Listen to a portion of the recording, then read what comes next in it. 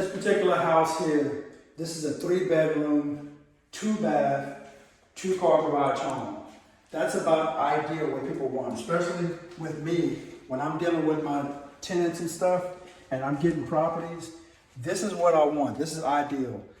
I don't want to get a 1-bedroom. I don't want to get a 2-bedroom. It's got to be a 3-bedroom. And I look at square footage. That's important to me. If it's the properties that I look at, they got to at least be 1,500 square foot or higher. Because of the simple fact, if it's too small, then people are going to be considering that like a townhome or a condom. They're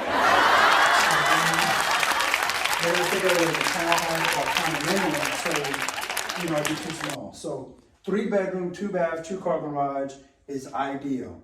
That's perfect. And I like to put lights in these closets. You don't have to. That's just a little extra. It doesn't cost that much. I make sure when I buy these properties in rehab, I replace the lights